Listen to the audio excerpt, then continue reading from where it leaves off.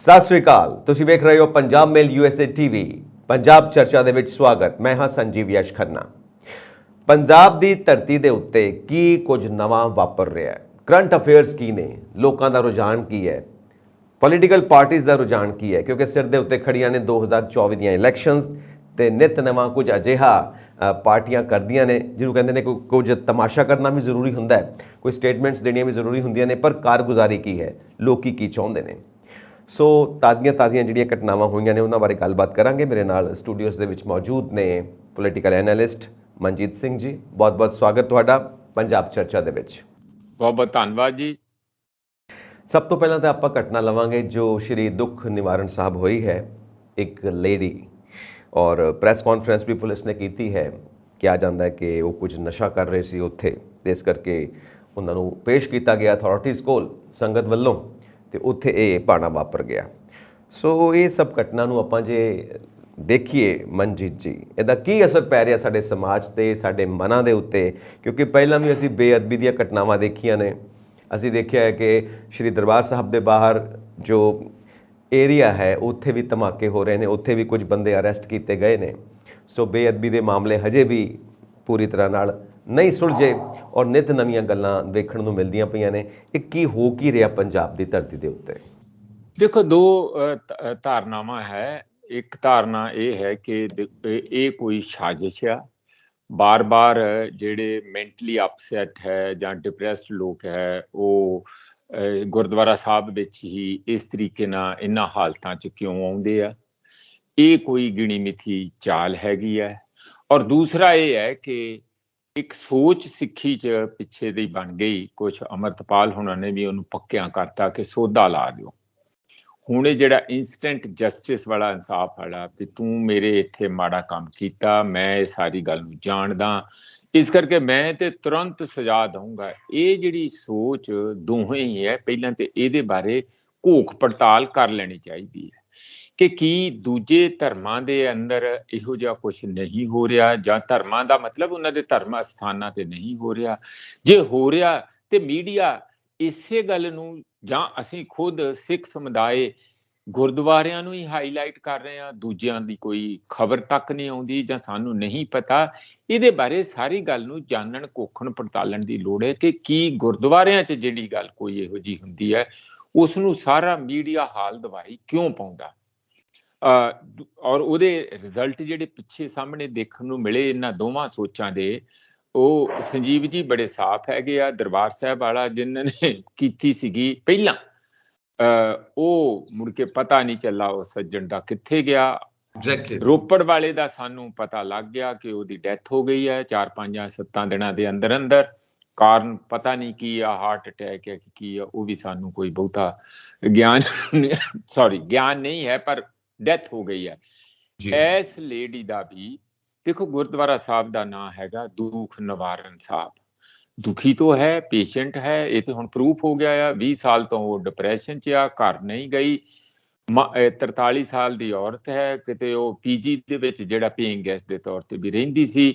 ਹੁਣ ਉਹ ਆਪਣਾ ਇਲਾਜ ਅਲਕੋਹਲਿਜ਼ਮ ਦਾ ਖੁਦ ਕਰਾ ਰਹੀ ਸੀ। ਵਿਆਹ ਕਰਾਇਆ, ਵਿਆਹ ਨਹੀਂ ਚੱਲਿਆ। ਇਸ ਹਾਲਾਤ 'ਚ ਵਿਆਹ ਨਹੀਂ ਚੱਲਦਾ। ਹੁਣ ਇਹੋ ਜਿਹੇ ਲੋਕ ਜਾਂ ਤਾਂ ਸਮਾਜ ਦੇ ਤਰਸ ਦੇ ਪਾਤਰ ਬਣਦੇ ਆ, ਜਾਂ ਉਹਨਾਂ ਨੂੰ ਲੋਕ ਨੈਗਲੈਕਟ ਕਰ ਦਿੰਦੇ ਆ। ਕਿਤੇ ਸੜਕ ਤੇ ਮਰ ਜਾਂਦੇ, ਕਿਤੇ ਐਕਸੀਡੈਂਟ 'ਚ ਮਰ ਜਾਂਦੇ ਆ, ਤੇ ਬਹੁਤੀ ਵਾਰੀ ਉਹ ਬਿਮਾਰ ਹੋ ਕੇ ਇੰਨੀ ਦਾਰੂ ਤੋਂ ਬਾਅਦ ਲਿਵਰ ਖਰਾਬ ਹੋ ਕੇ ਖਤਮ ਹੋ ਜਾਂਦੇ ਆ। ਹੁਣ ਜੇ ਦੁੱਖ ਨਿਵਾਰਨ ਸਾਹਿਬ ਗੁਰਦੁਆਰੇ ਆਪਣੇ ਕੋਈ ਦੁੱਖ ਨੂੰ ਲੈ ਕੇ ਹੋ ਸਕਦਾ ਕੋਈ ਉੱਥੇ ਆਇਆ ਹੋਵੇ ਨਿਵਾਰਨ ਕਰਨ ਲਈ, ਪਰ ਉਸਨੇ ਜਿਹੜੀ ਹਰਕਤ ਕੀਤੀ ਉੱਥੇ ਆਪਣੀ ਬਿਮਾਰੀ ਦੇ ਕਾਰਨ ਕਰਕੇ, ਉਹ ਹਰਕਤ ਜਿਹੜੀ ਹੈ ਉਹ ਇੱਕਦਮ ਉਸਨੇ ਭਾਵਨਾਵਾਂ ਭੜਕਾਈਆਂ। ਤੇ ਜਿਹੜੇ ਇੱਕ ਸਾਡੇ ਇੱਥੇ ਉੱਥੇ ਸੱਜਣ ਸੀਗੇ, ਕੁਝ ਤੇ ਸੇਵਾਦਾਰ ਜਿਹੜੇ ਮੈਨੇਜਮੈਂਟ ਕੋਲ ਲਿਜਾ ਰਹੇ ਸੀ, ਤੇ ਕੁਛ ਇੱਕ ਪ੍ਰਾਪਰਟੀ ਡੀਲਰ, ਉਹਨਾਂ ਨੂੰ ਇਸ ਗੱਲ ਦਾ ਗੁੱਸਾ ਆਇਆ ਤੇ ਉਹਨਾਂ ਨੇ ਆਪਣੇ ਲਾਇਸੈਂਸਡ ਹਥਿਆਰ ਦੇ ਨਾਲ ਗੋਲੀਆਂ 5-6 ਚਲਾਈਆਂ, ਜਿਹਦੇ ਚੋਂ 3 ਉਸ ਔਰਤ ਨੂੰ ਲੱਗੀਆਂ ਤੇ ਉਹ ਥਾਂ ਹੀ ਢੇਰੀ ਹੋ ਗਈ। ਇੱਕ ਕਿਸੇ ਸੇਵਾਦਾਰ ਨੂੰ ਵੀ ਲੱਗੀ, ਪਰ ਉਹ ਖਤਰੇ ਤੋਂ ਬਾਹਰ। ਮਨਜੀਤ ਜੀ, ਇੱਥੇ ਗੱਲ ਇਹ ਹੁੰਦੀ ਹੈ ਕਿ ਇਸ ਘਟਨਾ ਤੋਂ ਬਾਅਦ ਧਾਮੀ ਸਾਹਿਬ ਦਾ ਇਹ ਕਹਿਣਾ ਕਿ ਇਹ ਕੋਈ ਸਾਜ਼ਿਸ਼ ਹੈ। ਔਰ ਤੁਸੀਂ ਦੇਖ ਰਹੇ ਹੋ ਕਿ ਇੱਕ ਗੁਰਦੁਆਰਾ ਸਾਹਿਬ ਦੇ ਵਿੱਚ ਸਿੱਖ ਧਰਮ ਅਸਥਾਨਾਂ ਦੇ ਵਿੱਚ ਇੱਦਾਂ ਦੀਆਂ ਘਟਨਾਵਾਂ ਹੋ ਰਹੀਆਂ ਨੇ, ਤਾਂ SGPC ਵੱਲੋਂ ਧਾਮੀ ਸਾਹਿਬ ਕਹਿ ਰਹੇ ਨੇ ਕਿ ਇਹ ਕੋਈ ਸਾਜ਼ਿਸ਼ ਹੈ, ਇਹਦੇ ਬਾਰੇ ਅਸੀਂ ਕੋਕ ਕਰਨੀ ਚਾਹੁੰਦੇ ਹਾਂ। ਇੱਕ ਪਿੱਛੇ ਜਿਹੀ ਘਟਨਾ ਤੁਹਾਨੂੰ ਯਾਦ ਹੋਏਗੀ ਕਿ ਇੱਕ ਹੋਰ ਨੌਜਵਾਨ ਜਗਦੀਸ਼ ਟਾਈਟਲਰ ਦੀ ਟੀ-ਸ਼ਰਟ ਪਾ ਕੇ ਆਪਣੀਆਂ ਸੈਲਫੀਆਂ ਖਿੱਚ ਕੇ ਦਰਬਾਰ ਸਾਹਿਬ ਦੇ ਵਿੱਚ ਉਹਨੇ ਸੋਸ਼ਲ ਮੀਡੀਆ ਦੇ ਉੱਤੇ ਵਾਇਰਲ ਕੀਤੀਆਂ। ਇਹ ਵੀ ਘਟਨਾ ਅਸੀਂ ਦੇਖ ਚੁੱਕੇ ਹਾਂ। ਦਰਬਾਰ ਸਾਹਿਬ ਦੇ ਵਿੱਚ ਇੱਕ ਬਹੁਤ ਥੋੜੀ ਪੁਰਾਣੀ ਘਟਨਾ ਹੈ। ਇੱਕ ਮੁੰਡੇ ਨੇ ਇੱਦਾਂ ਉਹ ਜਿੱਥੇ ਪ੍ਰਕਾਸ਼ ਹੈ ਗੁਰੂ ਸਾਹਿਬ ਦਾ, ਉੱਥੇ ਬੇਅਦਬੀ ਕਰਨ ਦੀ ਕੋਸ਼ਿਸ਼ ਕੀਤੀ। ਜੋ ਉੱਥੇ ਜੰਗਲਾ ਬਣਿਆ ਹੋਇਆ ਹੈ ਉਸ ਨੂੰ ਪਾਰ ਕਰਨ ਦੀ ਕੋਸ਼ਿਸ਼ ਕੀਤੀ। ਉਹ ਵੀ ਅਸੀਂ ਘਟਨਾ ਦੇਖ ਚੁੱਕੇ ਹਾਂ। ਇਹ ਸਾਰੀਆਂ ਘਟਨਾਵਾਂ ਕਰਨ ਵਾਲੇ ਇਹ ਗੁਰਦੁਆਰਾ ਸਾਹਿਬ ਦੇ ਵਿੱਚ ਹੀ ਕਿਉਂ ਆਉਂਦੇ ਨੇ? ਕਿਤੇ ਹੋਰ ਜਾ ਕੇ ਕਿਉਂ ਨਹੀਂ ਘਟਨਾ ਕਰਦੇ? ਧਾਮੀ ਸਾਹਿਬ ਦੀ ਜਿਹੜੀ ਸਟੇਟਮੈਂਟ ਹੈ ਜੀ, ਉਹਨੂੰ ਆਪਾਂ ਸਾਹਮਣੇ ਰੱਖ ਕੇ ਗੱਲ ਕਰੀਏ। ਮਨਜੀਤ ਜੀ। ਹਾਂ ਬਿਲਕੁਲ, ਦੇਖੋ ਉਹਦੇ ਚ ਉਹ ਪਾਰਟਲੀ ਪੋਲੀਟੀਕਲ ਸਟੇਟਮੈਂਟ ਹੈਗੀ ਹੈ। ਮੈਨੂੰ ਇੰਜ ਲੱਗਦਾ ਕਿ ਦੇਖੋ, ਜੇ ਉਹ ਔਰਤ ਅੱਜ ਜਿੰਦਾ ਹੁੰਦੀ, ਜੇ ਉਸ ਔਰਤ ਨੂੰ ਅਸੀਂ ਜੀਵਨ ਨਹੀਂ ਦੇ ਸਕੇ ਤੇ ਸਾਨੂੰ ਕਿਸੇ ਦਾ ਜੀਵਨ ਲੈਣ ਦਾ ਵੀ ਅਧਿਕਾਰ ਨਹੀਂ ਹੈ। ਉਹ ਅਰਧ ਮਰੀ ਪਹਿਲਾਂ ਹੀ ਹੈ। ਸਮਾਜ ਨੇ ਉਹਨੂੰ ਛੇਕਿਆ, ਘਰ ਨੇ ਉਹਨੂੰ ਛੇਕਿਆ, ਮਾਰੀ ਮਾਰੀ ਫਿਰਦੀ ਹੈ। ਕੀ ਸਾਡੀ ਸਿੱਖੀ ਜਾਂ ਜਿਹੜੀ ਸਿੱਖ ਮੱਤ ਆ ਜਾਂ ਸਾਡੇ ਸ੍ਰੀ ਗੁਰੂ ਗ੍ਰੰਥ ਸਾਹਿਬ ਦੇ ਵਿੱਚ ਸਾਨੂੰ ਜੋ ਪ੍ਰੇਰਨਾ ਜਾਂ ਸਾਨੂੰ ਸੋਚ ਦਿੱਤੀ ਹੈ, ਰਸਤਾ ਦਿੱਤਾ, ਜੀਣ ਦਾ ਢੰਗ ਦਿੱਤਾ, ਕੀ ਉਹਦੇ ਨਾਲ ਇਹ ਮੈਚ ਕਰਦੀ? ਮੇਰਾ ਤੇ ਇੰਨਾ ਹੀ ਸਵਾਲ ਆ। ਬਿਲਕੁਲ ਸਹੀ। ਮੈਨੂੰ ਨਿੱਜੀ ਤੌਰ ਤੇ ਲੱਗਦਾ ਕਿ ਕਿਸੇ ਨੂੰ ਇਸ ਗੱਲ ਤੇ ਮਾਰ ਦੇਣਾ, ਇਹ ਸੋਚ ਕੇ ਕਿ ਇਸਨੇ ਇਹ ਜਾਣਬੁੱਝ ਕੇ ਬੇਅਦਬੀ ਕੀਤੀ ਹੈ, ਜਦ ਕਿ ਇਹ ਪ੍ਰੂਵ ਹੋ ਗਿਆ ਕਿ ਜਾਣਬੁੱਝ ਕੇ ਉਹਦਾ ਨਹੀਂ ਹੈ। ਉਹ ਇੱਕ ਡਿਪਰੈਸ਼ਨ ਦੀ ਮਰੀਜ਼ ਆ। ਜਿਹੜੇ ਮਰੀਜ਼ ਕਹਿ ਲਓ, ਹਿੱਲਿਆ ਕਹਿ ਲਓ, ਪਾਗਲ ਕਹਿ ਲਓ, ਕੁਛ ਕਹਿ ਲਓ, ਇਹ ਉਹੋ ਜਿਹੀ ਹੀ।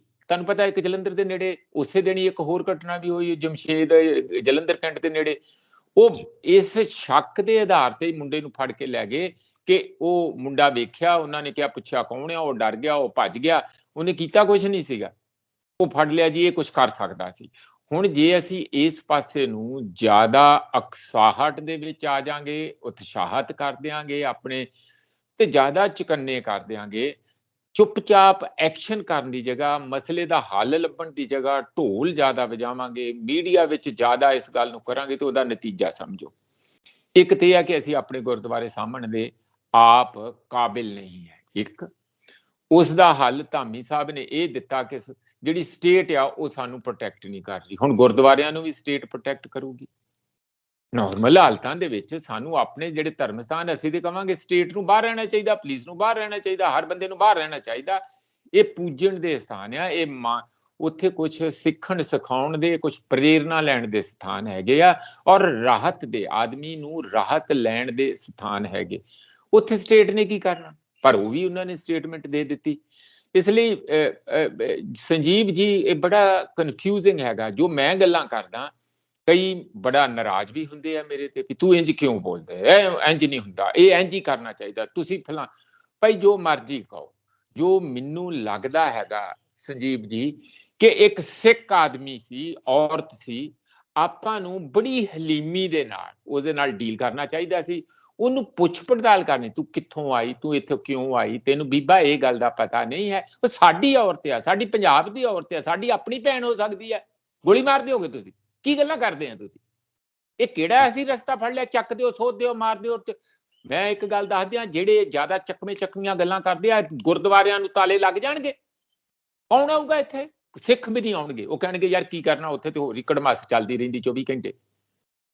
ਉੱਥੇ ਆਪਾਂ ਜਿੱਥੇ ਆਉਨੇ ਆ, ਇਹੋ ਜਿਹੀ ਆਸਥਾ ਦੀ ਜਗ੍ਹਾ, ਉੱਥੇ ਕੁਝ ਸਿੱਖਣ ਸਿਖਾਉਣ ਲਈ, ਰਾਹਤ ਲੈਣ ਲਈ, ਮਾਨਸਿਕ ਸ਼ਾਂਤੀ ਲੈਣ ਲਈ, ਆਪਣੇ ਜਿਵੇਂ ਗੁਰਦੁਆਰਾ ਸਾਹਿਬ ਦਾ ਨਾਂ ਹੀ ਆ ਦੁੱਖ ਨਿਵਾਰਨ, ਅਸੀਂ ਆਪਣੇ ਦੁੱਖ ਨਿਵਾਰਨ ਲਈ ਆਉਂਦੇ। ਐਗਜ਼ੈਕਟਲੀ। ਤੇ ਜੇ ਅਸੀਂ ਦੁੱਖ ਪਾਉਣਾ ਹੈ, ਫਿਰ ਕਿਉਂ ਕੋਈ ਆਊਗਾ? ਜੇ ਆਪਾਂ ਆਪਣੇ ਇਹਨੂੰ, ਸਾਨੂੰ ਲੱਗਣਾ ਹੀ ਨਹੀਂ ਕਿ ਸਾਡਾ ਦੁੱਖ ਉੱਥੇ ਦੂਰ ਹੋ ਸਕਦਾ, ਫਿਰ ਅਸੀਂ ਆਪਣੇ ਘਰੇ ਬੈਠ ਕੇ ਪੂਜਾ ਕਰ ਲਾਂਗੇ, ਅਸੀਂ ਗੁਰਦੁਆਰਾ ਸਾਹਿਬ 'ਚ ਨਹੀਂ ਆਵਾਂਗੇ। ਇਸ ਗੱਲ ਨੂੰ ਰੀਵਿਊ ਜ਼ਰੂਰ ਕਰਨਾ ਚਾਹੀਦਾ, ਬਿਨਾਂ ਇਸ ਗੱਲ ਦੀ ਕੋਈ ਵੱਡੀ ਪੋਜੀਸ਼ਨ ਲਏ ਤੋਂ। ਬਿਲਕੁਲ। ਨਾਲੇ ਧਾਮੀ ਸਾਹਿਬ ਨੇ ਹੁਣ ਸਿਕਿਉਰਿਟੀ ਦਾ ਵੀ ਇੰਤਜ਼ਾਮ ਕੀਤਾ ਹੈ ਕਿ LEDs ਲਗਾਈਆਂ ਜਾਣਗੀਆਂ ਔਰ ਬਕਾਇਦਾ ਤੌਰ ਤੇ ਮਹਿਲਾ ਕਰਮਚਾਰੀ ਵੀ ਉੱਥੇ ਹੋਣਗੇ, ਸੇਵਾਦਾਰਾਂ ਦੇ ਵਿੱਚ ਜਿਹੜੇ ਐਂਟਰੈਂਸ ਦੇ ਉੱਤੇ ਤਾਇਨਾਤ ਰਹਿਣਗੇ, ਉਹ ਵੀ ਧਿਆਨ ਰੱਖਣਗੇ। ਔਰ ਇਸ ਤੋਂ ਇਲਾਵਾ ਵੱਖ-ਵੱਖ ਭਾਸ਼ਾਵਾਂ ਦੇ ਵਿੱਚ ਇੰਸਟਰਕਸ਼ਨਸ ਵੀ ਸਮਝਾਈਆਂ ਜਾਣਗੀਆਂ ਤਾਂ ਕਿ ਹਰੇਕ ਬੰਦੇ ਨੂੰ ਉਹ ਚੀਜ਼ ਸਮਝ ਆਵੇ। ਔਰ ਸ਼੍ਰੀ ਦਰਬਾਰ ਸਾਹਿਬ ਤੋਂ ਇਲਾਵਾ ਹੋਰ ਵੀ ਜਿਹੜੇ ਧਾਰਮਿਕ ਪਵਿੱਤਰ ਸਥਾਨ ਨੇ ਸਾਡੇ ਗੁਰਦੁਆਰਾ ਸਾਹਿਬਾਨ, ਉਹਨਾਂ ਸਭ ਥਾਂ ਦੇ ਉੱਤੇ ਜੋ ਇਤਿਹਾਸਿਕ ਸਥਾਨ ਨੇ, ਸਭ ਦੇ ਉੱਤੇ ਇਦਾਂ ਨਿਗਰਾਨੀ ਰੱਖੀ ਜਾਏਗੀ। LEDs ਔਰ CCTV ਕੈਮਰਾਜ਼ ਹੋਰ ਜ਼ਿਆਦਾ ਨਿਗਰਾਨੀ ਵਧਾਈ ਜਾਵੇਗੀ। ਇਹ ਵੀ ਉਹਨਾਂ ਨੇ ਕਦਮ ਚੁੱਕਿਆ। ਇਹ ਬਹੁਤ ਕਾਬਿਲੇ ਤਾਰੀਫ ਕਦਮ ਹੈ ਔਰ ਕੁਝ ਵੀ ਹੋਵੇ ਇਹ ਸਾਰੀਆਂ ਘਟਨਾਵਾਂ ਪਵਿੱਤਰ ਸਥਾਨਾਂ ਦੀਆਂ ਸਾਨੂੰ ਦੇਖਣੀਆਂ ਚਾਹੀਦੀਆਂ ਨੇ। ਔਰ ਤੁਹਾਡਾ ਪੁਆਇੰਟ ਆਫ ਵਿਊ ਵੀ ਬਣਦਾ ਹੈ ਕਿ ਜੋ ਗੁਰੂ ਸਾਹਿਬ ਦਾ ਪੁਆਇੰਟ ਆਫ ਵਿਊ ਹੈ ਕਿ ਜੋ ਦੁੱਖ ਨਿਵਾਰਨ ਹੈ ਉਹਦਾ ਦੁੱਖ ਕੀ ਹੈ ਉਹਨੂੰ ਜਾਣ ਕੇ ਉਹਦੀ ਪੜਤਾਲ ਕਰਕੇ ਤਾਂ ਫਿਰ ਕੋਈ ਫੈਸਲਾ ਲਿਆ ਜਾਵੇ। ਤੁਹਾਡੀ ਗੱਲ ਵੀ ਠੀਕ ਹੈ। ਸੋ ਆਪਾਂ ਅੱਗੇ ਵਧਦੇ ਹਾਂ। ਅੱਗੇ ਹੁਣ ਪੰਜਾਬ ਦੀਆਂ ਹੋਰ ਵੀ ਘਟਨਾਵਾਂ ਨੇ। ਇਲੈਕਟ੍ਰਿਸਿਟੀ ਦੇ ਰੇਟ ਕਹਿੰਦੇ ਨੇ ਵਧਾ ਦਿੱਤੇ ਜਾਣ ਇੰਡਸਟਰੀ ਏਰੀਆ ਦੇ ਖਾਸ ਕਰਕੇ, ਕਿਉਂਕਿ ਸਾਨੂੰ ਤੇ ਉਹੀ ਜਿਹੜੇ ਹਾਊਸ ਵਿੱਚ ਆ ਰਹੀ, ਘਰਾਂ ਦੇ ਵਿੱਚ ਆ ਰਹੀ ਹੈ ਇਲੈਕਟ੍ਰਿਸਿਟੀ, ਜੋ ਕਮਰਸ਼ੀਅਲ ਨਹੀਂ ਉਹ ਹੈਗੀ, ਉਹ ਤਾਂ 300 ਯੂਨਿਟ ਉਵੇਂ ਹੀ ਫ੍ਰੀ ਚੱਲਦੇ ਪਏ ਨੇ। ਘਾਟਾ ਤੇ ਪੈਂਦਾ ਪਿਆ, ਪਰ ਨਾਲ ਉਹਨਾਂ ਨੇ ਇੰਡਸਟਰੀ ਦੇ ਜਿਹੜੇ ਰੇਟਸ ਵਧਾਏ ਨੇ ਉਹਨਾਂ ਨਾਲ ਫਿਰ ਇੰਡਸਟਰੀ ਨੂੰ ਤੇ ਹੋਰ ਜ਼ਿਆਦਾ ਮੁਸ਼ਕਿਲ ਹੋਏਗੀ। ਮਨਜੀਤ ਜੀ। ਹਾਂ ਬਿਲਕੁਲ। ਦੇਖੋ, ਜੇ ਤੁਸੀਂ ਕੱਪੜਾ ਲਿਆ ਆ ਕਿ 2 ਪਜਾਮੇ ਬਣਾਉਣੇ ਹੈ ਨਾ, ਤੇ ਫਿਰ ਤੇ 2 ਪਜਾਮੇ ਬਣ ਜਾਣਗੇ। ਜੇ ਕੱਪੜਾ ਹੀ ਤੁਸੀਂ 1.5 ਪਜਾਮੇ ਦਾ ਲਿਆ ਤੇ ਫਿਰ ਇੱਕ ਨੂੰ ਪਜਾਮਾ ਮਿਲੂ, ਇੱਕ ਨੂੰ ਕੱਛਾ ਮਿਲੂਗਾ। ਇਹ ਹਾਲਤ ਆ ਸਾਡੇ ਕੋਲ। ਜਦੋਂ ਕੱਪੜਾ ਥੋੜਾ, ਬਜਟ ਥੋੜਾ, ਪੈਸੇ ਥੋੜੇ ਆ, ਤੁਸੀਂ ਇੱਕ ਨੂੰ ਰਾਹਤ ਦੇਤੀ, ਦੂਜੇ ਨੂੰ ਫਾਹਾ ਲਾਤਾ। ਇਸ ਲਈ ਇਹ ਹੈ ਕਿ 20,000 ਕਰੋੜ ਤੇ ਦੇ ਦਿੱਤਾ, ਉਹਨੂੰ ਸਬਸਿਡੀ ਵੀ ਕਰਾਰ ਦੇ ਦਿੱਤੀ, ਚੰਗੀ ਗੱਲ ਹੈ ਤੇ ਬੜਾ ਰਾਹਤ ਵਾਲੀ ਗੱਲ ਹੈ ਕਿ ਚਲੋ ਬਹੁਤਾ ਸੰਕਟ ਘੱਟੋ ਘੱਟ ਬਿਜਲੀ ਮਹਿਕਮੇ ਕੋਲ ਇਸ ਸਾਲ ਲਈ ਨਹੀਂ ਰਹੂਗਾ, ਜਿਸ ਤਰ੍ਹਾਂ ਤਰਾਹੀ ਜਾਂ ਡਰ ਸੀਗਾ। ਪਰ ਹੁਣ ਜਿਹੜੇ ਰੇਟ ਵਧਾਏ ਆ, ਅਜੇ ਇਲੈਕਸ਼ਨ ਦੇ ਜੋਸ਼ ਖਰੋਸ਼ ਠੰਡਾ ਹੋਇਆ ਵੀ ਨਹੀਂ ਕਿ 8.25% ਤੋਂ ਉੱਪਰ ਰੇਟ ਤਾਂ ਚੱਕਦੇ ਆ। ਤੇ ਜਿਹੜੇ ਇੰਡਸਟਰੀ ਵਾਲੇ ਆ ਉਹਨਾਂ ਨੇ ਸਾਫ਼-ਸਾਫ਼ ਕਹਿਤਾ ਕਿ ਇੱਕ ਪਾਸੇ ਤੇ ਤੁਸੀਂ ਸਾਨੂੰ ਕਹਿੰਦੇ ਆ ਕਿ ਆਓ ਇੱਥੇ ਨਿਵੇਸ਼ ਕਰੋ, ਅਸੀਂ ਹਰੇ ਸਟੈਂਪ ਪੇਪਰ ਦਿਆਂਗੇ, ਮਹੀਨੇ ਦੇ ਅੰਦਰ ਸਾਰੇ ਪੇਪਰ ਕਲੀਅਰ ਕਰਕੇ ਤੇ ਅਸੀਂ ਇਨੈਗੂਰੇਸ਼ਨ ਦਾ ਫੀਤਾ ਕੱਟਣ, ਤੁਹਾਡੇ ਯੂਨਿਟ ਦਾ, ਤੁਹਾਡੇ ਪਲਾਟ ਦਾ ਸਾਰਾ ਕੁਝ ਆ ਜਾਾਂਗੇ, ਉਹਦੀ ਫਾਊਂਡੇਸ਼ਨ ਸਟੋਨ ਰੱਖਣ ਆ ਜਾਾਂਗੇ। ਇਹੋ ਜਿਹੀਆਂ ਗੱਲਾਂ ਕਰਦੇ ਆ। ਦੂਜੇ ਪਾਸੇ ਤੁਸੀਂ ਆ ਨਾਲ ਹੀ ਉਹਦੇ 'ਚ ਲਿਖਿਆ ਹੋਇਆ ਜਿਹੜੀ ਪਾਲਿਸੀ ਆ ਕਿ ਅਸੀਂ ਤੁਹਾਨੂੰ ਸਸਤੀ ਬਿਜਲੀ ਦੇਵਾਂਗੇ, ਬਿਜਲੀ ਸਬਸਿਡਾਈਜ਼ਡ ਹੋਊਗੀ। ਜੇ ਇਹ ਗੱਲਾਂ ਸੱਚੀਆਂ ਆ, ਜੇ ਇੰਡਸਟਰੀ ਵਾਲੇ ਇਹ ਕਹਿ ਰਿਹਾ ਕਿ ਅਸੀਂ ਜੇ ਸਾਨੂੰ ਭਰੋਸੇਯੋਗਤਾ ਦੇਣੀ ਆ ਆਪਣੇ ਵਾਅਦਿਆਂ ਤੇ, ਤਾਂ ਫਿਰ ਆਹ ਕੰਮ ਨਾਲੋਂ ਨਾਲ ਕੀ ਹੈ। ਤੇ ਉਹਨਾਂ ਨੇ ਆਪਣਾ ਰਿਜ਼ੈਂਟਮੈਂਟ ਸ਼ੋਅ ਕੀਤਾ। ਇੰਡਸਟਰੀ ਦਾ ਵੀ ਹੈ, ਬਾਕੀ ਦੇ ਘਰੇਲੂ ਦਾ ਵੀ, ਜਿਹੜੇ ਇੰਡਸਟਰੀ ਤੋਂ ਇਲਾਵਾ ਉਹਨਾਂ ਲੋਕਾਂ ਤੇ ਵੀ ਜਿਹੜੇ 600 ਤੋਂ ਉੱਪਰ ਯੂਨਿਟ ਸੰਜੀਵ ਜੀ ਇਸਤੇਮਾਲ ਕਰਨਗੇ ਤੇ ਉਹਨਾਂ ਦੇ ਰੇਟ ਵੀ ਵਧੇ ਆ। ਰੇਟ ਮੈਂ ਪਰ ਯੂਨਿਟ ਕਿਤੇ 70 ਪੈਸੇ ਕਿਸੇ ਸਲੈਬ ਦੇ ਵਧਾਏ ਆ, ਅਲੱਗ-ਅਲੱਗ ਰੇਟ ਵਧੇ ਆ। ਕਿਤੇ ਤੁਸੀਂ ਰੁਪਈਏ ਦੇ ਕਰੀਬ ਵੀ ਵਧਾਇਆ, ਕਿਤੇ ਤੁਸੀਂ 60 ਪੈਸੇ ਦੇ ਵਧਾਏ। ਇਸ ਤਰ੍ਹਾਂ ਅਲੱਗ-ਅਲੱਗ ਸਲੈਬ ਦੇ ਅਲੱਗ-ਅਲੱਗ ਰੇਟ ਹੈਗੇ ਆ। ਓਵਰਆਲ ਜਿਹੜੀ ਰੇਟ ਵੱਧ ਗਏ ਆ ਉਹ 8.25% ਰੇਟ ਵਧੇ ਆ, ਜਿਹੜੇ ਕਿ ਘਰੇਲੂਆਂ ਤੇ ਵੀ ਆ, ਇਕੱਲੇ ਇੰਡਸਟਰੀ ਤੇ ਨਹੀਂ। ਇਹਦੇ ਨਾਲ ਕਈਆਂ ਦੀ ਚਿੰਤਾ ਜ਼ਰੂਰ ਵਧੀ ਆ ਵੀ ਇੱਕ ਨੂੰ ਰਾਹਤ ਤੇ ਇੱਕ ਨੂੰ ਫਾਹਾ। ਇਹ ਕੋਈ ਬਹੁਤਾ ਇਨਸਾਫ ਤੇ ਹੋਇਆ ਨਹੀਂ ਜੀ। ਔਰ ਇੰਡਸਟਰੀ ਦਾ ਹਾਲ ਅੱਗੇ ਹੀ ਮਾੜਾ ਹੈ, ਕਿਉਂਕਿ ਪੰਜਾਬ ਦੇ ਵਿੱਚ ਇੰਡਸਟਰੀ ਅੱਗੇ ਹੀ ਨਹੀਂ ਹੈਗੀ। ਜੋ ਥੋੜੀ ਬਹੁਤ ਹੈਗੀ ਵੀ ਹੈ ਉਹਦੇ ਉੱਤੇ ਹੁਣੇ ਭਾਰ ਪੈਣ ਲੱਗਾ। ਤੇ ਨਾਲ ਆਪਣੀਆਂ ਪੰਜਾਬ ਦੀਆਂ ਲੇਡੀਜ਼ ਵੀ ਤਿਆਰ ਬੈਠੀਆਂ ਨੇ ਕਿ ਸਾਨੂੰ 1000 ਰੁਪਇਆ ਕਦੋਂ ਦੇਣਾ ਹੈ ਮਨਜੀਤ ਜੀ, ਕਿਉਂਕਿ ਉਹ ਵੀ ਬੜੇ ਬਜਟ ਬਣਾ ਕੇ ਬੈਠੀਆਂ ਹੋਈਆਂ। ਆਹ ਸ਼ਾਪਿੰਗ ਕਰਾਂਗੀਆਂ, ਆਹ ਖਰੀਦਾਂਗੀਆਂ, ਔਰ ਜਿਹੜੀ ਡੇਟ ਤੋਂ ਦੇਣਾ ਤੈਅ ਹੈ ਉਹ ਸਾਰਾ ਬਕਾਇਆ ਜੋੜ ਕੇ ਇੰਨਾ ਬਣਦਾ ਹੈ। ਹੁਣ ਉਹ ਐਡਾ ਵੱਡਾ ਸਟੇਟ ਐਕਸਚੈਕਰ ਕਿੱਥੋਂ ਲਿਆਏਗਾ ਇਹ ਸਾਰਾ ਮਾਲਿਆ ਉਹਨਾਂ ਨੂੰ ਦੇਣ ਵਾਸਤੇ? ਇਹਦਾ ਕੀ ਬਣੂਗਾ ਮਨਜੀਤ ਜੀ? ਦੇਖੋ, ਤੁਸੀਂ ਠੀਕ ਹੈ ਗੱਲ ਕਹੀ ਹੈ। ਪਹਿਲੀ ਗੱਲ ਤੇ ਇਹ ਕਿ ਉਹ ਪੈਸੇ ਜਿਹੜੇ ਤੇ ਰਹਿ ਗਿਆ ਟਾਈਮ, ਸ਼ਾਇਦ ਉਹ ਤੇ ਨਾ ਮਿਲਣ। ਇਹ ਇਹੋ ਹੀ ਸ਼ੁਰੂ ਕਰ ਦੇਣ ਕਿ ਜੇ ਅੱਜ ਤੋਂ ਹੀ ਕੋਈ ਮਿਲ ਜੇ ਤੇ ਉਹੀ ਬਹੁਤ ਆ, ਕਿਉਂਕਿ ਉਹ ਵੱਡਾ ਅਮਾਉਂਟ ਆ। ਪਤਾ ਕਿੰਨਾ ਅਮਾਉਂਟ ਆ? ਉਹ ਸਾਲ ਦਾ ਕਰੀਬ 12,000 ਕਰੋੜ ਦਾ ਅਮਾਉਂਟ ਹੈਗਾ। ਵਾਹ। ਹਾਂ। ਤੇ ਫਿਰ ਉਹ ਇੰਨਾ ਪੈਸਾ ਕਿੱਥੋਂ ਆਉਣਾ? ਇਸ ਲਈ ਇਹਨਾਂ ਨੂੰ ਉਹਨੂੰ ਤੇ ਪਹਿਲੀ ਗੱਲ ਤੇ ਰੈਸ਼ਨਲਾਈਜ਼ ਕਰਨਾ ਪਊ। ਜਿਹੜਾ ਕਿ ਐਸਾ ਕਹਿਤਾ ਸੀਗਾ ਕਿ ਬੀਬਾ ਹਰਸਿਮਰਤ ਕੌਰ ਬਾਦਲ ਤੇ ਬੀਬਾ ਆਪਣੇ ਮੈਡਮ ਪ੍ਰਨੀਤ ਕੌਰ ਤੋਂ ਲੈ ਕੇ ਅਸੀਂ ਥੱਲੇ ਜਿਹੜੀ ਮਨਰੇਗਾ 'ਚ ਕੰਮ ਕਰਦੀ, ਸਾਰਿਆਂ ਨੂੰ 18 ਸਾਲ ਤੋਂ ਉੱਪਰ ਹੋਣੀ ਚਾਹੀਦੀ ਹੈ। ਤੇ ਉੱਪਰਲੀ ਉਮਰ ਜਿੰਨੀ ਮਰਜ਼ੀ ਹੋਵੇ, ਭਾਵੇਂ 90 ਸਾਲ ਹੋਵੇ, ਉਹਨੂੰ ਸਾਰਿਆਂ ਨੂੰ ਮਿਲੂਗੀ, ਕਿਉਂਕਿ ਸਾਰਿਆਂ ਨੇ ਵੋਟ ਪਾਉਣੀ ਹੈ। ਉੱਪਰਲੀ ਕੋਈ ਲਿਮਿਟ ਨਹੀਂ। 18 ਸਾਲ ਤੋਂ ਉੱਪਰ ਹਰ ਵੋਟਰ ਨੂੰ, ਔਰਤ ਵੋਟਰ ਨੂੰ ਉਹ 1000 ਰੁਪਇਆ ਦੇਣਾ ਸੀ। ਹੁਣ ਮੇਰਾ ਇਹੀ ਇੱਕ ਬੜੇ ਅਫਸੋਸ ਨਾਲ ਮੈਂ ਗੱਲ ਕਹਿਣਾ ਕਿ ਲੋਕਾਂ ਨੂੰ ਅਸੀਂ ਇੰਨੇ ਮੁਫਤਖੋਰੇ ਬਣਾ ਰਹੇ ਹਾਂ ਕਿ ਉਹਨਾਂ ਨੂੰ ਇੱਕ ਇੱਜ਼ਤ ਦਾ ਜੀਵਨ, ਜਿਹੜਾ ਕਿ ਕਮਾ ਕੇ ਖਾਣ ਵਾਲਾ ਜੀਵਨ ਹੈ, ਚੰਗਾ ਰੁਜ਼ਗਾਰ, ਬੱਚਿਆਂ ਨੂੰ ਚੰਗੀ ਪੜ੍ਹਾਈ ਦੇਣੀ, ਅਸੀਂ ਸਟੇਟ ਦੇ ਉੱਤੇ ਉਹਨਾਂ ਨੂੰ ਵਲਨਰੇਬਲ ਬਣਾ ਕੇ ਡਿਪੈਂਡੈਂਟ ਬਣਾ ਰਹੇ ਹਾਂ, ਨਿਰਭਰ ਬਣਾ ਰਹੇ ਹਾਂ। ਤੇ ਇਹ ਤੇ ਕਿੱਥੇ ਲੈ ਜੂਗੀ ਹੌਲੀ ਹੌਲੀ? ਇਹ ਲੋਕਾਂ ਨੂੰ ਉਹਨਾਂ ਦੀ ਜਿਹੜਾ ਸਵੈ ਅਭਿਮਾਨ ਆ ਉਹਨੂੰ ਤੇ ਖਤਮ ਕਰੂ ਲੋਕਾਂ ਨੂੰ ਵਿਹਲੜ ਕਰ ਦੂ। ਲੋਕ ਜਦੋਂ ਫਿਰ ਕੰਮ ਕਰਕੇ ਨਹੀਂ ਖਾਣਗੇ, ਵਿਹਲੇ ਬਹਿ ਕੇ ਖਾਣਗੇ, ਤਾਂ ਫਿਰ ਵਿਹਲਾ ਮਨ ਸ਼ੈਤਾਨ ਦਾ ਚਰਖਾ, ਫਿਰ ਡਰੱਗ ਵੀ ਵਧੂਗੀ, ਦਾਰੂ ਵੀ ਵਧੂਗੀ, ਕੁੱਟ ਕਟਾਪਾ ਘਰਾਂ 'ਚ ਵੀ ਹੋਊਗਾ, ਘਰ ਟੁੱਟਣਗੇ ਵੀ। ਇਹ ਸਾਰੀਆਂ ਪ੍ਰੋਬਲਮਾਂ ਉਹਦੇ ਨਾਲ ਆਉਣਗੀਆਂ। ਜੇ ਕੰਮੋ ਕੰਮੀ ਲੱਗੇ ਆ ਤੇ ਫਿਰ ਉਹਨਾਂ 'ਚ ਪਿਆਰ ਵੀ ਵਧੂਗਾ, ਪੈਸੇ ਦੀ ਇੱਜ਼ਤ ਵੀ ਹੋਊਗੀ, ਉਹ ਚੰਗੀ ਜਗ੍ਹਾ ਤੇ ਸੋਚ ਕੇ ਵਰਤਣਗੇ, ਕਿਉਂਕਿ ਹੱਡਾਂ ਨਾਲ ਕਮਾਇਆ ਹੋਇਆ।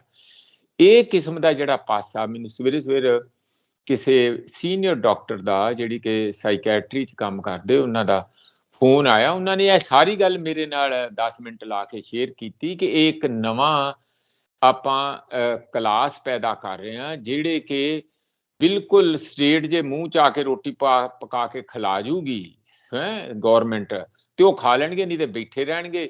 ਇਸ ਕਿਸਮ ਦੇ ਆਪਾਂ ਵਿਹਲੜ ਇੱਕ ਜਮਾਤ ਪੈਦਾ ਕਰ ਰਹੇ ਹਾਂ। ਇਹ ਬਹੁਤਾ ਚੰਗਾ ਟ੍ਰੈਂਡ ਨਹੀਂ ਹੈਗਾ। ਇਸ ਤੋਂ ਇਹ ਸੋਚਣਾ ਚਾਹੀਦਾ ਕਿ ਹਜ਼ਾਰ ਜ਼ਰੂਰ ਕਿਹਾ ਜੇ ਹੈ ਤੇ ਕੁਦਰਤੀ ਉਹ ਮੰਗਣਗੇ ਵੀ, ਪਰ ਇਹ ਵੋਟਾਂ ਨੂੰ ਖਰੀਦਣ ਦਾ ਵੱਡੀ ਦੇ ਕੇ, ਬਰਾਈਬ ਦੇ ਕੇ, ਕੋਈ ਬਹੁਤਾ ਚੰਗਾ ਤਰੀਕਾ ਨਹੀਂ। ਆਫਟਰ ਆਲ ਉਹ ਜਿਹੜਾ ਪੈਸਾ ਦੇਣਾ ਉਹ ਕਿਸੇ ਨੇ ਘਰੋਂ ਤੇ ਦੇਣਾ ਹੀ ਨਹੀਂ, ਉਹ ਸਾਡਾ ਹੀ ਪੈਸਾ, ਸਾਡੀ ਉੱਨ ਲਾਈ ਆ, ਉਹਨਾਂ ਨੂੰ ਫੜਾ ਦੇਣੀ ਹੈ। ਤੇ ਉਹ ਸਾਨੂੰ ਇਸ ਗੱਲ ਦਾ ਦੁੱਖ ਵੀ ਹੈ, ਔਰ ਅਸੀਂ ਇਸ ਗੱਲ ਦਾ ਹਰ ਤਰੀਕੇ ਦੇ ਨਾਲ ਮੰਗ ਵੀ ਕਰਾਂਗੇ, ਪ੍ਰੈਸ਼ਰ ਵੀ ਸਟੇਟ ਦੇ ਉੱਤੇ ਪਾਵਾਂਗੇ, ਭਾਵੇਂ ਬੋਲ ਕੇ ਪਾਈਏ, ਭਾਵੇਂ ਮੁਜ਼ਾਹਰੇ ਕਰਕੇ ਪਾਈਏ, ਕਿ ਇਹ ਕੰਮ ਜਿਹੜਾ ਬੰਦ ਹੋਣਾ ਚਾਹੀਦਾ।